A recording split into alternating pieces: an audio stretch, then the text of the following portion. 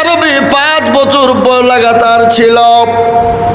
বাড়ির গোটা ফ্যামিলি গিয়েছিল তাকে আপনার আনতে। কোথায়? ওই কলকাতা এয়ারপোর্ট। সেই মুসলমান দরদি আমার ভাইয়েরা, আল্লাহ ওয়ালারা আনন্দিত হয়েছিল। ও মুসলমান, বর্ধমান হয়ে ওই শক্তিগড়ের কাছে বাবা, বর্ধমান টাউন ঢোকার আগে এমন একটা অ্যাক্সিডেন্ট হয়ে গেল, তারা আর গোটা ফ্যামিলি রইল না। 5 বছর পরেও দুনিয়া থেকে বাড়ি আসছিল, মা বাপকে নিয়ে আনন্দিত ঈদ কাটাবে। ঈদ হলো না, সবাই দুনিয়ার বুক থেকে চলে গেল। তাই আমি বলবো বাপ, ও তরুণ যুবক নওজোয়ান গো, মরণের কথা কি মনে পড়ে না? ওই কবরের কত মনে পড়ে না? কবর কত বড় ভয়ঙ্কর তুমি জানো না? বিশ্বনবী দয়ার নবীর বিবি মা খাদিজাতুল কুবরার কথা মনে হয়ে গেল। আল্লাহ নবী মা খাদিজার রুরুর উপর মাথা দিয়ে ঘুমালো।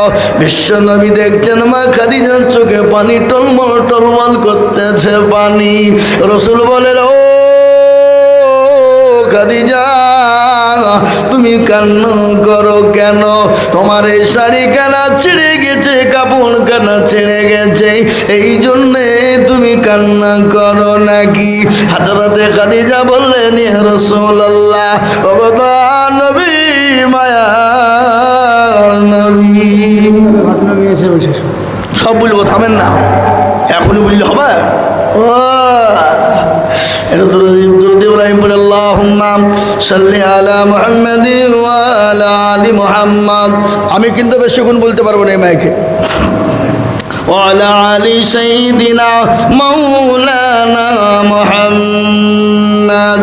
ভাইরা আমার, আব্বা জানেরা, আমি আপনাদেরকে বয়ানটা শুনিয়ে দিই।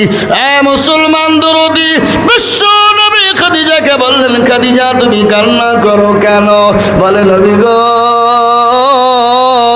আমি কান্না করি কেন আপনি জানেন না? বলে, খাদিজা রে, তোমার এই কাপড় কানা ছিঁড়ে গেছে, এই জন্যে তুমি কি কান্না করো? মা খাদিজা বলেন, ইয়া রাসূলুল্লাহ, আমি এই জন্যে কান্না করি না। বলে, কেন কান্না করো? বলে, রাসূল গো, আমি কেন কান্না করি আপনি জানেন না? খাদিজা বললেন, নবী গো, আপনি শুনেনি। বলে, খাদিজা রে, তোমার বাড়িতে 3 দিন কোনো চুলো জ্বলে না, আঁকা জ্বলে না, এই জন্যে তুমি কান্না করো। যিনি মা খাদিজা রাদিয়াল্লাহু তাআলা আনহা বললেন, ইয়া রাসূলুল্লাহ, মক্কার জমিনে আমার থেকে ধনট্ট নারী কেউ ছিল না। এত কোটিপতি ধনট্ট নারী মক্কার জমিনে আমার থেকে কেউ ছিল না। ও রাসূলুল্লাহ, আমি আপনাকে 40 মণ স্বর্ণ তুলে দিয়েছিলাম, কোনদিন আমি আপনাকে জিজ্ঞাসা করিনি কোন পথে খরচ করেছেন, কোন পথে খরচ করেছেন। নবী গো, ওই কবর বড় কঠিন, ও হাবিবুল্লাহ, ওই কবর দেখে আমি খাদিজা বড় ভয় পাই। এ মুসলমান, ওই কবরে অনেকের মা চলে গেছে, বাপ চলে গেছে, অনেকের ছেলে চলে গেছে, অনেকের মেয়ে, অনেকের জন্ম দুঃখিনী দরদিনী মা কবরে শুয়ে আছে। আছে না নাই? জোরে বলুন। যে মা এই ঈদের টাইম হলে আপনার জন্য পরিশ্রম যতই হোক না, কষ্ট হোক না কেন, ওই মা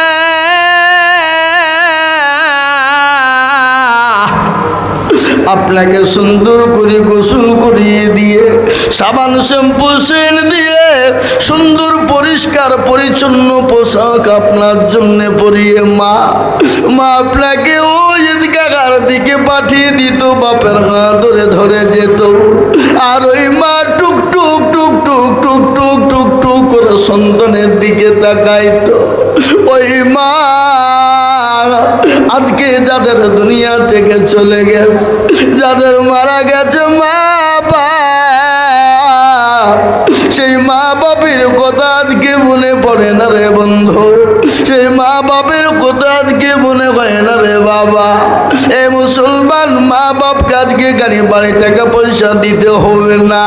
মা বাপের জন্য একটু নামাজটা পড়ি, দোয়া করে বলতে পারবো না রব্বিরহামহুমা কামা রব্বায়ানি সগীরা, রব্বিরহামহুমা কামা রব্বায়ানি সগীরা। আল্লাহর কাছে হাতটা তুলে গভীর রজনীতে নামাজ পড়ে দুই দুই করে কাজ করে নামাজ পড়ে তসবিহ করে মা বাপের জন্য দোয়া করব।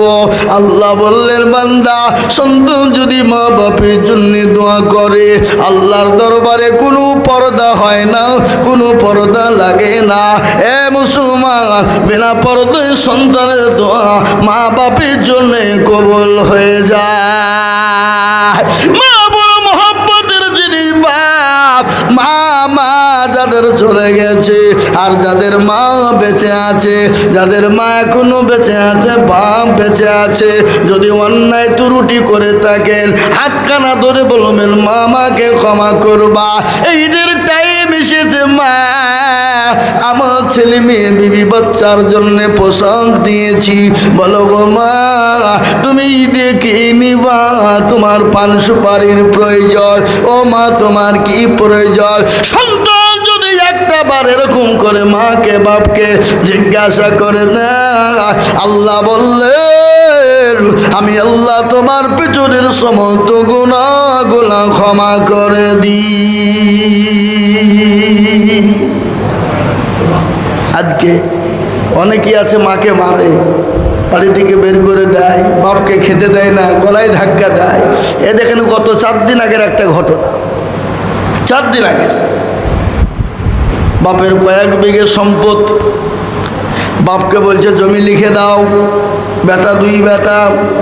বাপ বলল না বাবা আমি তোমাদেরকে জমি লিখে দিতে পারবো না, যা আমি যখন মারা যাব যার যতটুকুন হক সে ততটুকুন তোমরা নিয়ে নেবে,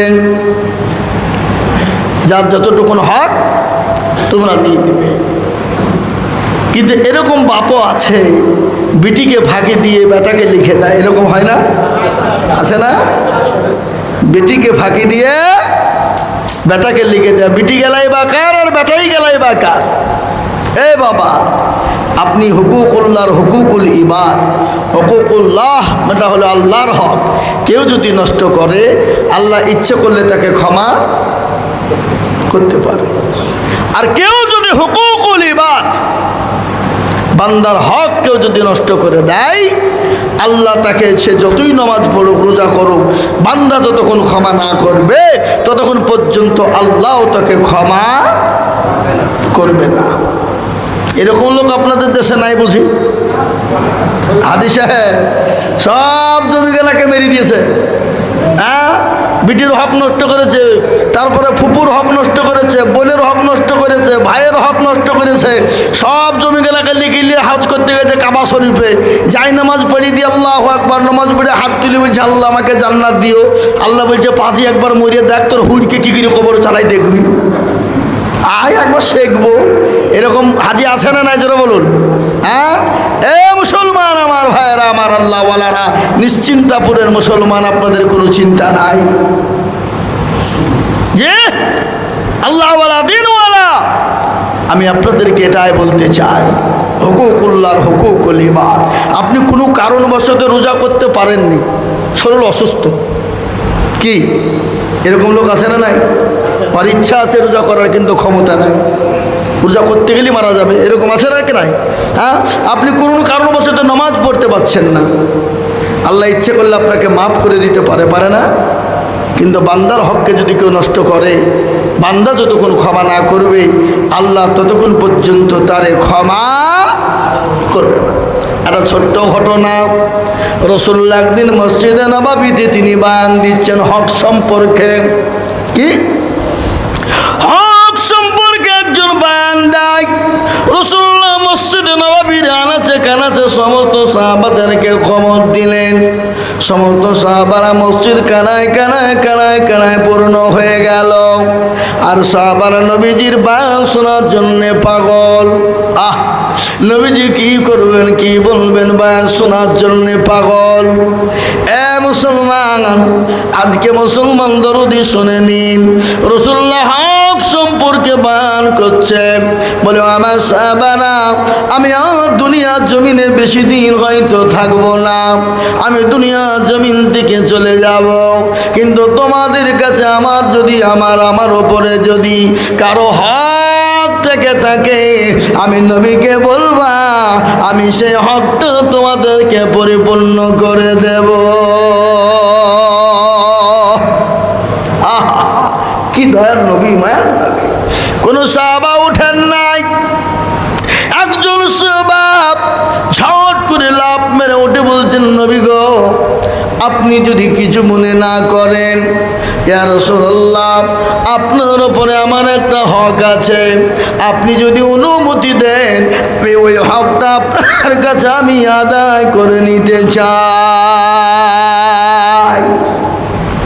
সাহাবাদের চোখ মোটামোটা হয়ে গেল, এই বেটা বলছে কি রে, হ্যাঁ, নবীর কাছে হক পাবে ও বলে কি, ওর কল্লা উড়িয়ে দিব।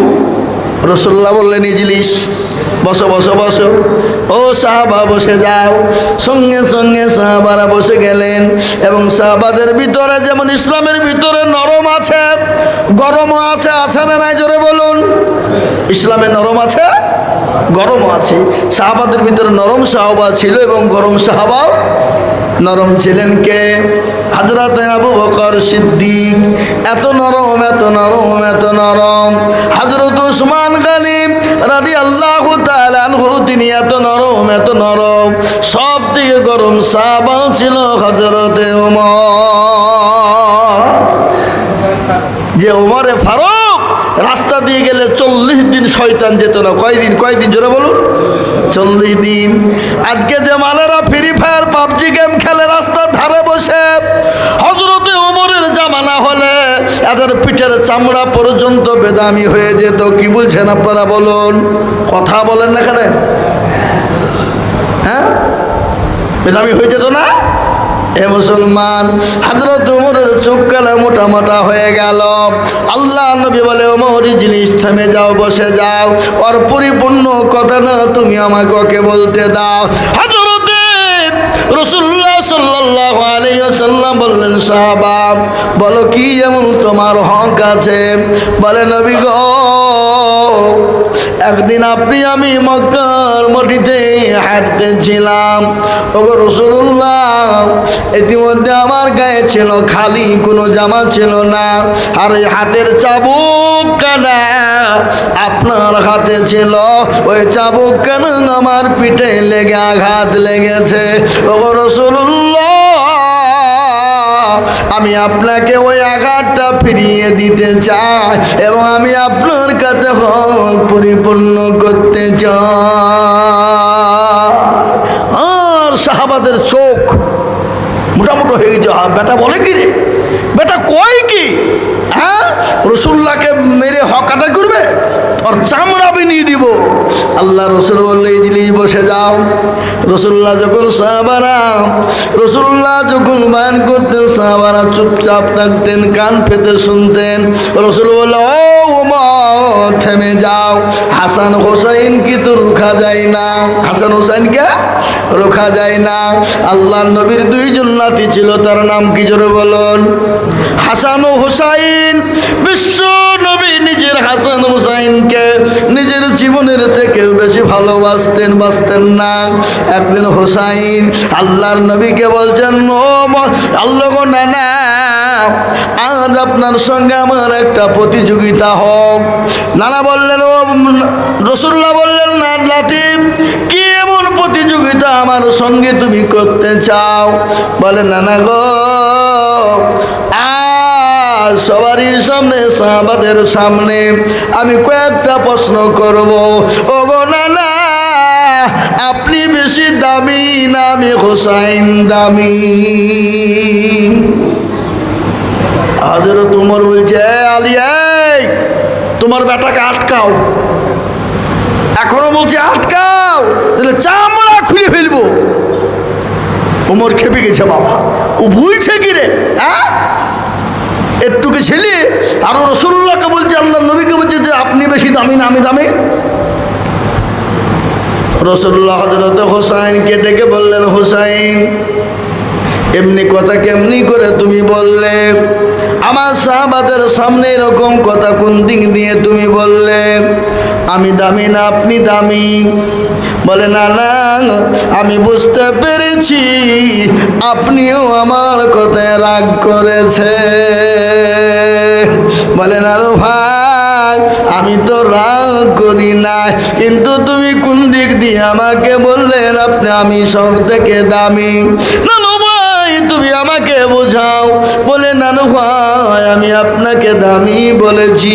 আচ্ছা বলুন তো, আপনি দামি না আমি দামি? বলে, নানু ভাই, তুমি দামি কি আমি দামি? বলে, না। বলে, নানু ভাই, আপনি বলুন তো আপনার মায়ের নাম কি? বলে, আমার মায়ের নাম হলো আমিনা। বলে, শুধু আমিনা? এটুকুনি শেষ? আপনার মাকে কে চিনে? কয়জনে চিনে? কিন্তু আপনি আমার মাকে চিনেন। তিনি বলেন খাতুনে জান্নাত, জান্নাতের সরদারিনী, যার নাম হলে ফাতেমা, জগতের জননী। নানু ভাই, আপনি বলুন তো, বলুন, আপনি আপনার মায়ের দিক থেকে বেশি দামি না আমি দামি? বলে, নানু ভাই, আমি বুঝতে পেরেছি তুমি তোমার মায়ের দিক থেকে বেশি দামি। সুবহানাল্লাহ বলুন। দুই নম্বর বললেন, নানু ভাই বলুন আপনার আব্বা আর আমার আব্বা, আপনার পিতা আমার পিতা, আপনার পিতার নাম কি? বলে, আমার পিতার নাম আব্দুল্লাহ। খালি খালি আব্দুল্লাহ? আর কোনো? বলে, আপনি আমার পিতাকে কি চিনেন? আমার পিতার নাম কি জানেন? আমার পিতাকে বলা হয় শেরে খোদা, আসাদুল্লাহিল গালিব, যার নাম হলো হযরতে আলী, যাকে গোটা বিশ্বের মানুষ যার নাম জানে। বলুন গো নানু ভাই, আপনি কোন দিক থেকে দামি? আপনি পিতার দিক থেকে আপনি দামি না আমি দামি? বলে, নানু ভাই, আমি বুঝতে পেরেছি, আমি বুঝতে পেরেছি আজকে তুমি আমার থেকে, তোমার পিতার দিক থেকে তুমি হলে দামি। তিন নম্বর হলো নানু ভাই, আমার নানি আপনার নানি। বলুন তো নানু ভাই, বলুন আপনার নানি বেশি দামি না আমার নানি দামি? বলে, আমার দাদি নানির নাম কি জানেন? যার নাম হলো খাদিজাতুল কুবরা, যিনি বলে বিশ্ব রাসূলুল্লাহর বিবি। ওগো নানু ভাই, আপনি বলুন আপনি নানির দিক থেকে বেশি দামি না আমি হোসাইন দামি? বলে, নানু ভাই, আমি বুঝতে পেরেছি তুমি তোমার নানির দিক থেকেও তুমি বেশি দামি। বলুন গো নানু, বলুন, বলুন, আপনি নানার দিক থেকে বেশি দামি না আমি হুসাইন বেশি দামি? যে আপনার নানার নাম কে জানে? কয়জনা জানে? কিন্তু আমার নানাকে কি আপনি চিনেন? আমার নানার নাম কি আপনি জানেন? আমার নানার নাম বিশ্ব নবী, দয়ার নবী, মার নবী, কলিজার টুকরো নবী, দয়ার রাসূল, মায়ার নবী, দয়ার সাগর, করুণার নবী, যিনি আল্লাহ যিনাকে না বানালে আল্লাহ দুনিয়া বানাইতো না। বলুন গো নানু ভাই, আপনি নানার দিক থেকে দামি না আমি হোসেন বড় দামি? সমস্ত সাহাবাদের আপনার চোখ খুলে গেল, ওমরের চোখ খুলে গেল। ওর ডাক দিয়ে বলে, হোসাইন, আইরে হোসাইন, আমার বুকে আমরা এরকম হিসাব তো কোনোদিন করিনি। রাসূলুল্লাহ বলে, হোসাইন, আইরে নানু ভাই, আমার কাছে আমার বুকে আয়, আমি তো এরকম কোনোদিন হিসাব করিনি।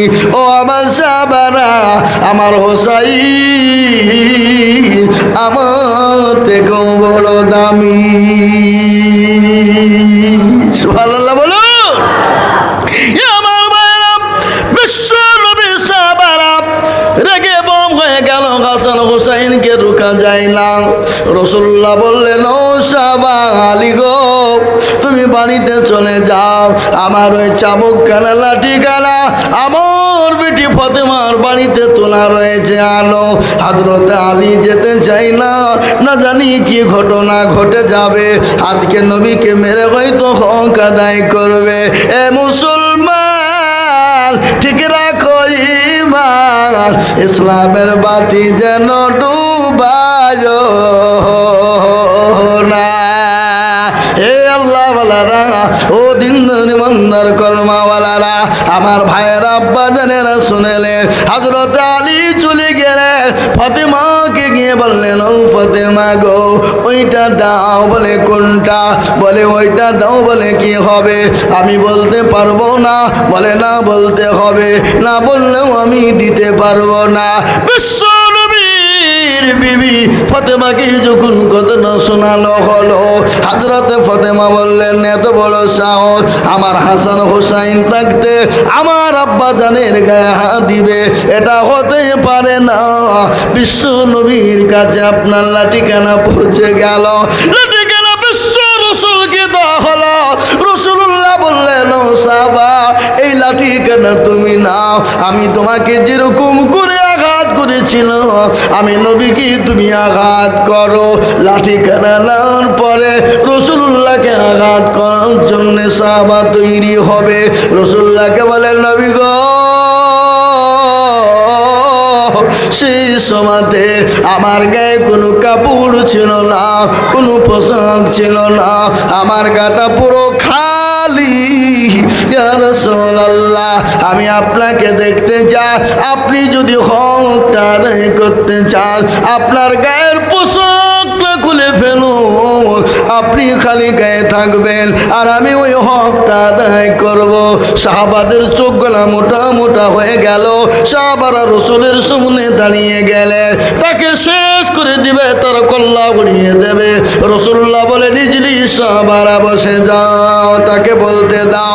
বলে, ইয়া রাসূলুল্লাহ, যে নবীকে কোনোদিন দুনিয়ার জমিনে কেউ খালি গায়ে দেখতে পায় না, যে নবীর গায়ে মশা বসা হারাম, যে নবীর গায়ে মাছি বসা হারাম, সে রাসূলুল্লাহকে বললেন, ইয়া রাসূলুল্লাহ, আপনার পোশাকখানা খুলুন, আমি আপনার কাছে হকখানা আদায় করতে চাই।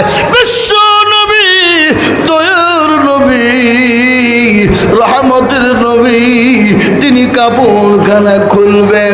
ইতিমধ্যে ওই সাহাবা আমার নবীকে পেছন দিক থেকে আপনার জড়ি ধরে নবীর মোহরে নবুয়াতে চুমো দিয়ে দেয়। সুবহানাল্লাহ বলো।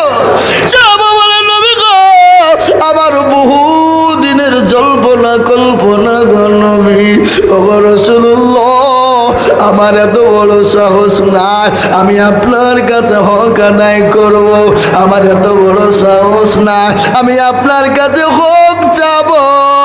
ওগো রাসূলুল্লাহ, আমার এত বড় সাহস না, আমি আপনার জামা খুলতে বলবো। নবী গো, আমার বহু দিনের জল্পনা কল্পনা গো নবী, আপনার এই মোহরে নবুয়াতির ভিতরে আমি একটা বার ঠোঁট লেগে চুমু খেতে চেয়েছিলাম। ওগো রাসূলুল্লাহ, আপনার এই মোহরের নবুয়াতের জন্যে আমি এরকম কাঁদকানা করেছি। নবী গো,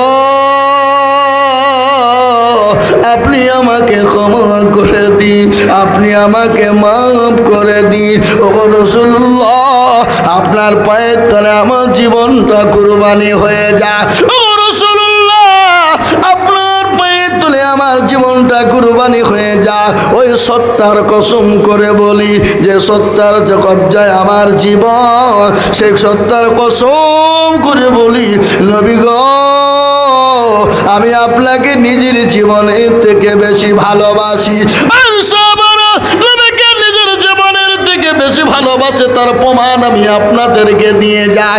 একদিন জিহাদের ময়দানে জাহাজ শুরু হয়ে গেল।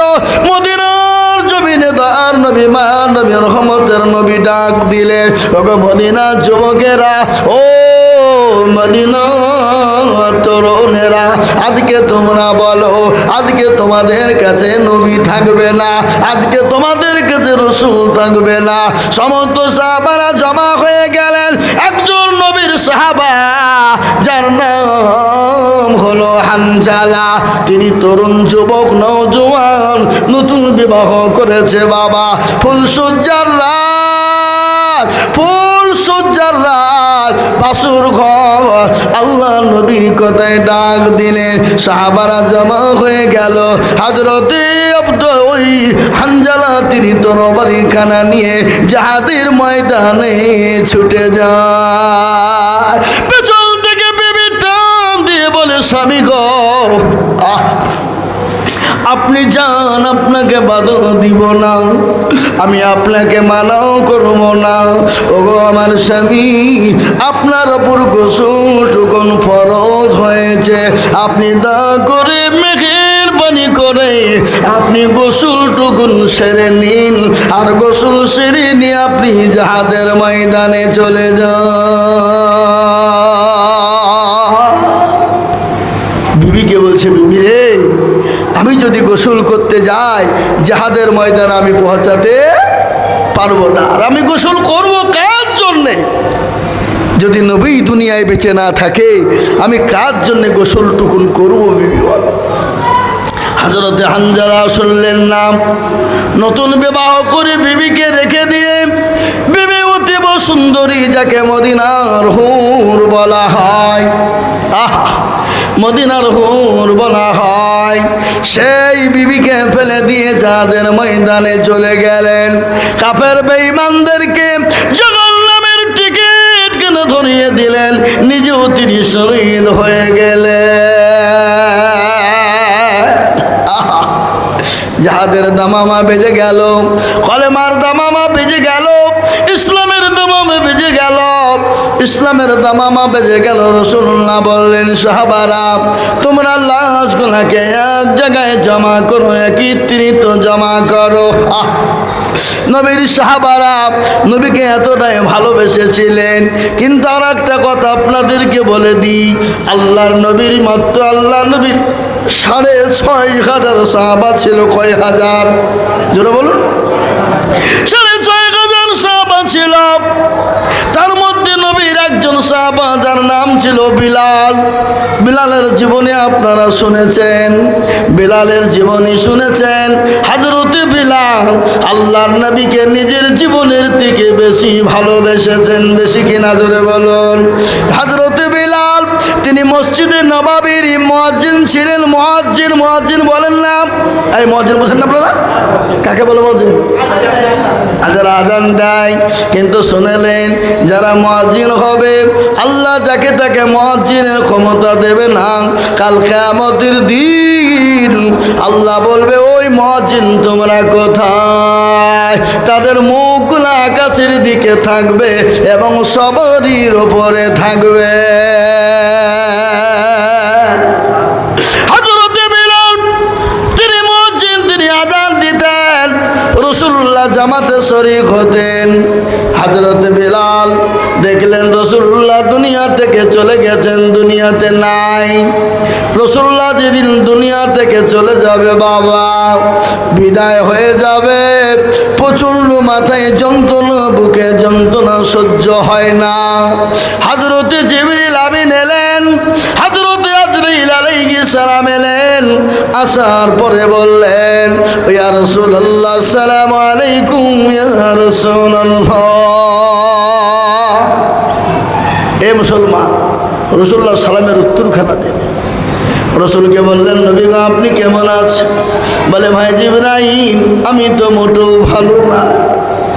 বলে, নবী গো আজ আপনার কাছে একজন নতুন ফেরেশতা এনেছি, যে ফেরেশতা জীবনেও কোনোদিন কারো কাছে অনুমতি নেয় না। ওগো নবী, আপনি যদি হুকুম দেন আমি ওই নতুন ফেরেশতা আমি আপনার কাছে আনব। আহা, রাসূলুল্লাহ বললেন, আমি যদি অনুমতি না দিই, আমি যদি অনুমতি,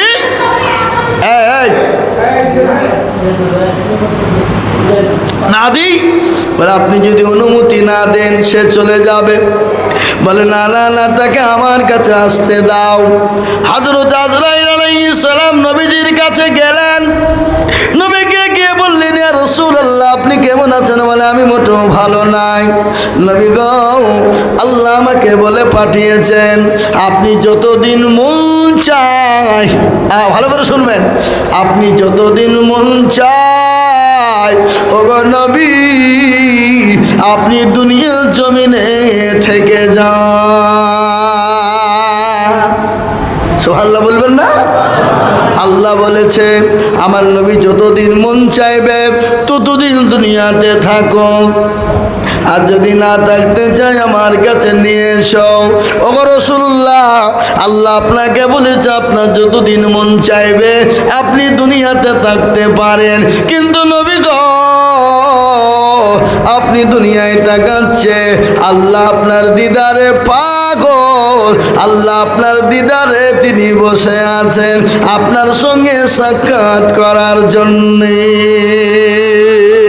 কি নবী আমরা পেয়েছিলাম বাবা, কি নবী আমাদের। আজকে সুবহানাল্লাহ, কাল কিয়ামতের মাঠে জান্নাতে শেষ নবীর উম্মত যতক্ষণ জান্নাতে না যাবে কোন নবীর উম্মত জান্নাতে যেতে পারবে না।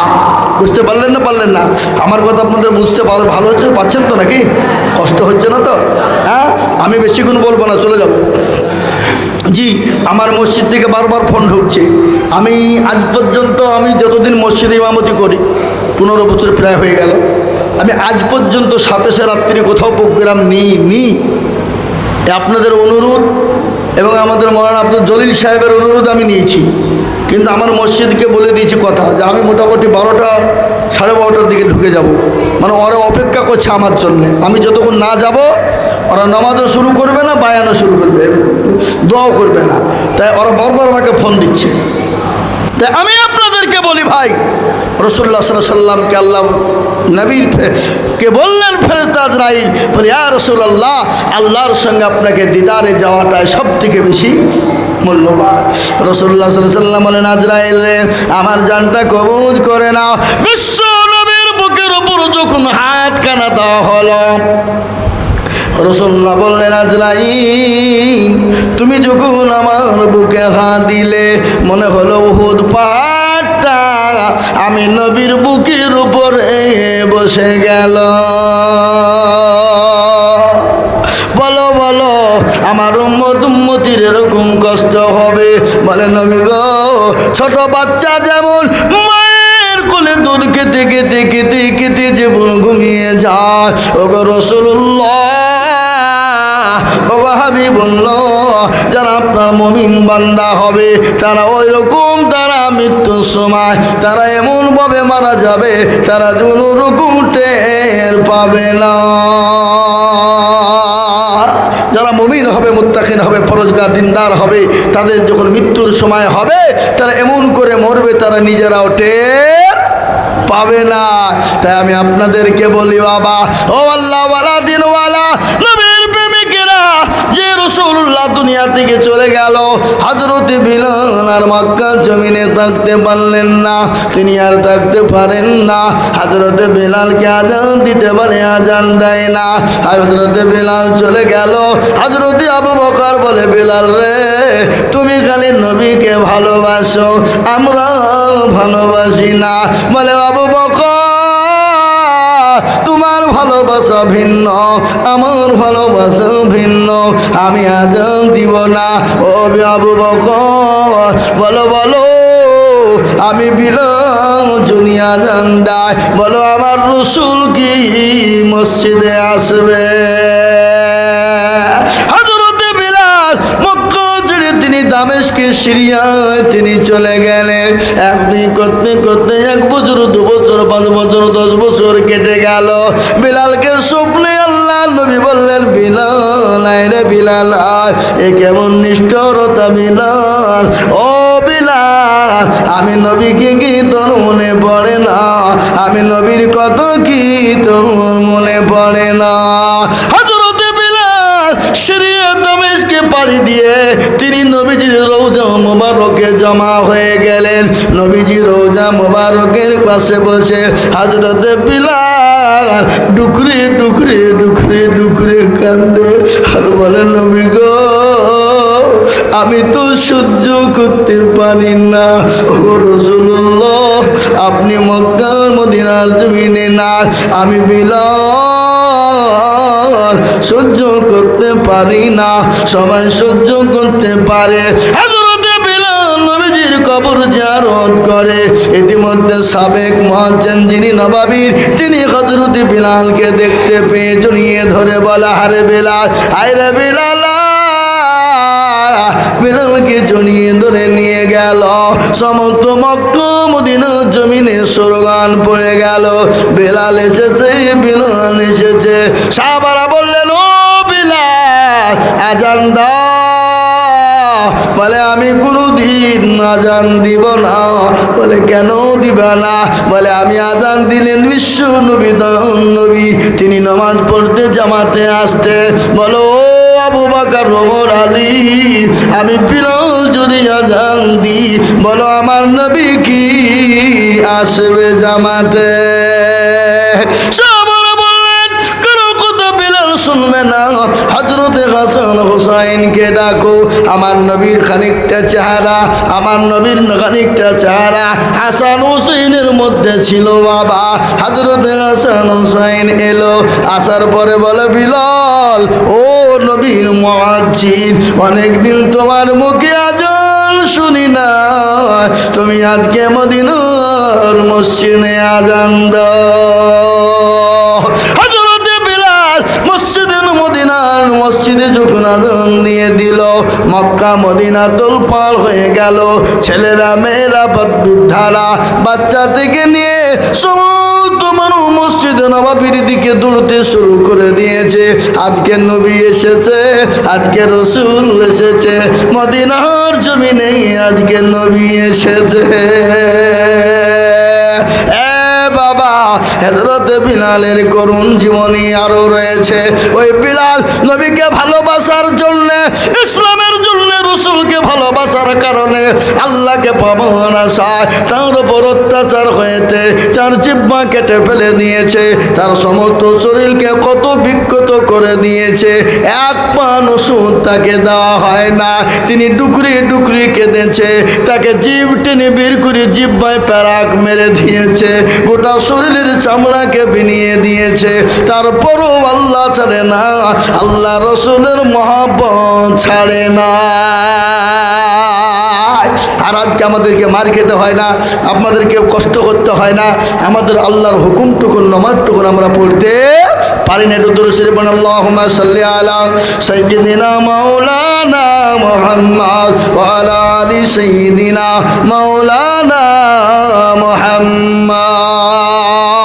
আর আমার বাবা জীবনেরা, 11টা পার হয়ে গেল। আমি আপনাদেরকে একটা কথা বলি, মানুষ বেশি থাকলে মনটা ভালো লাগে, বলতে একটু মনটা চাই, কিন্তু ভাবছি একবার আপনাদের এই পাড়ার মানুষ জানি না তারা কি অবস্থায় আছে, কি কোথায় আছে। তো আমি আপনাদেরকে একটা কথা বলে দিয়ে যাই, শেষ কথা এই, শেষ আমল এইটাকে মনে করেন জীবনের হয়তো শেষ আমল হয়ে যেতে পারে। আগামী রমজানের 27-এ পাবো, এই গ্যারান্টি কেউ দিতে পারবো ভাই? আমরা এখানে, আমি, আপনি, সে, তিনি পারবো কেউ? সুতরাং পারবো না। আজকে রাত্রি ইনশাল্লাহ যতক্ষণ পর্যন্ত সেহরি না খাবো ততক্ষণ পর্যন্ত আমরা নামাজ, রোজা, নামাজ, জিকির, তসবিহ, কোরআন তেলাওয়াত আমরা করতেই থাকবো। বলুন ইনশাল্লাহ, বলুন ইনশাল্লাহ, বলুন। নামাজ বাদ দেবো না, 2 রাকাত করে আমরা পড়বো ইনশাল্লাহ। যত সূরা লম্বা পারবেন পড়বেন, যত সূরা লম্বা জানেন পড়বেন। কোরআন তেলাওয়াত পারলে কোরআন পড়বেন। যদি আপনি তসবিহ গুনতে পারেন, আল্লাহ আল্লাহ আল্লাহ আল্লাহ লা ইলাহা ইল্লাল্লাহ, সুবহানাল্লাহ সুবহানাল্লাহ সুবহানাল্লাহি ওয়া বিহামদিহি সুবহানাল্লাহি ওয়া বিহামদিহি, আল্লাহু আকবার আল্লাহু আকবার। এই যে বাবা তসবিহ আমরা ইনশাল্লাহ করবো, ইনশাল্লাহ দেখবেন আর বদল আল্লাহ দেবে, ইনশাল্লাহ দেবে। এই মাস রাত্রিটা 1000 মাসের থেকে উত্তম রাত। আল্লাহ আমাদের সকলকে কবুল করুক, আল্লাহ আমাদেরকে দিনী বুঝদান করুক, আর এই রাত্রি জাগরণ করার তৌফিক এনায়েত করুন বলে আল্লাহুম্মা আমিন, আল্লাহুম্মা আমিন। আমি আমার বক্তব্য দীর্ঘায়িত করব না, আল্লাহ যদি সুযোগ দেয় ইনশাল্লাহ আমি আপনাদের কাছ থেকে আবার শোনাবো। আর যারা বাইরে আছেন একটু দয়া করে মেহেরবানি করে ভিতরে আসুন, দোয়া হবে ইনশাল্লাহ। এক্ষুনি দোয়া হবে, 2 থেকে 3 মিনিটের মধ্যে দোয়া করব ইনশাল্লাহ। তারপরে ইনশাল্লাহ আমি এখান থেকে বিদায় নেব। কিন্তু তার আগে একটা ছোট্ট কথা আপনাদেরকে বলে দিয়ে যাই। আপনাদের এই শাহাদাতপুরে মাদ্রাসায় প্রত্যেক বছরই আমি আসি। এবছরও 29শে নভেম্বর জালসা আছে, বুঝতে পারলেন। আমি আপনাদেরকে আগেই বললাম যে আমি সাথে সাথে প্রোগ্রাম নিই না, কিন্তু আপনাদের কাছে নিয়েছি। আল্লাহ চাইলে আবার কোনো দিন সুযোগ হবে। তো একটা কথা আপনাদেরকে বলবো, আমার একটা মাদ্রাসা আছে বাবা, শেখপাড়া ইসবাউল উলুম। শেখপাড়া অনেকেই চিনেন, আপনারা চিনেন না ভাই? পলিটেকনিক্যাল কলেজ, কলেজের পাশে একটা মাদ্রাসা। সে মাদ্রাসার রাস্তা আমরা দীর্ঘদিন কষ্ট পাওয়ার পরে ওই রাস্তাটা নিয়ে অনেক ছাত্র মাদ্রাসায়, তো একটা আমরা জমি কিনেছি প্রায় 18 লক্ষ দাম, প্রচুর খরচ, প্রচুর দাম। মাদ্রাসার রাস্তা না থাকলে মাদ্রাসার মান থাকে না। মাদ্রাসাটা এত বড় বিল্ডিং হয়েছে। তাই আমি আপনাদের কাছে একটু দোয়া চাই, ইনশাল্লাহ যেন আপনারা ওই মাদ্রাসার রাস্তাটা ব্যবস্থা হয়ে যায়। তো আমি আপনাদের কাছে দোয়া শেষে আপনারা যে যেরকমভাবে পারবেন একটু সহযোগিতা করবেন, যদি ইচ্ছা হয়। আমি আপনাদের কাছে জবরদস্তি করব না, জুলুম করব না, জোর করব না। যদি আপনারা না দেন আমি আপনাদেরকে কিচ্ছু বলবো না, বুঝতে পারলেন? জি, তা আমার ওই মাদ্রাসার জমি আমার একটা আনুমানিক হিসাব করেছি, ছোট্ট ছোট্ট করে 1 গুণ্ঠা জায়গার দাম 1050 টাকা করে পড়ে। তা আমি আপনাদেরকে বলবো, বহু টাকা বহু দিকে দিয়েছেন, বিয়ে বাচ্চার পিছনে দিয়েছেন, ছেলে মেয়ের পিছনে, ডাক্তারের পিছনে, এ রমজান মাসে বহুত খরচ করেছেন। তা আমি আপনাদেরকে বলতে চাই, ইনশাল্লাহ আর একটু খরচ একটু বেড়ে যাক। মাদ্রাসার রাস্তাটা কিয়ামত পর্যন্ত থাকবে। হাফেজ কারি মৌলানা মুহাদ্দিস শাইখুল হাদিস মাদ্রাসায় চলতে থাকবে। কোরআন জিন্দা হবে, দিন জিন্দা হবে, ইসলাম জিন্দা হবে। তাই আমি আপনাদেরকে বলবো, তরুণ নওজোয়ান যুবক বন্ধু ভাই বাপজিরা আছেন, 1 গুণ্ঠা করে জায়গার দাম 1050 টাকা করে দাম। ইনশাল্লাহদের কোনো আল্লাহর বান্দা দেওয়া যাবে ভাই ইনশাল্লাহ। আমি আপনাদের 5 জনের কাছে চাই, 5 জন, 1 গুণ্ঠা করে জায়গা ইনশাল্লাহ 1050 টাকা করে দাম। আপনারা দেবেন মাত্র 5 জন দরদি। কোনো ভাই দেনেওয়ালা, কোনো আল্লাহওয়ালা, দিনওয়ালা, ইমানওয়ালা? মাশাআল্লাহ, একটা 1 নম্বর হয়ে গেল। মাশাআল্লাহ, একটা হলো। আর বলুন 2 নম্বর বলুন। জি, আমার কোনো ভাইজান 2 নম্বর 1 গুণ্ঠা জায়গার দাম দেবেন? কোনো ভাই দেবেন ইনশাল্লাহ? ভাই আল্লাহ রাস্তায় বলুন। জি, এই চাঁদা পরে আপনাদের কোনো আল্লাহর বান্দা দেওয়া যাবে ভাই ইনশাল্লাহ। আমি আপনাদের 5 জনের কাছে চাই, 5 জন, 1 গুণ্ঠা করে জায়গা ইনশাল্লাহ 1050 টাকা করে দাম। আপনারা দেবেন মাত্র 5 জন দরদি।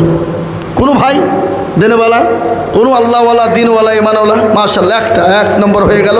মাশাআল্লাহ, একটা হলো। আর বলুন 2 নম্বর বলুন। জি, আমার কোনো ভাইজান 2 নম্বর 1 গুণ্ঠা জায়গার দাম দেবেন? কোনো ভাই দেবেন ইনশাল্লাহ? ভাই আল্লাহ রাস্তায় বলুন। জি, এই চাঁদা পরে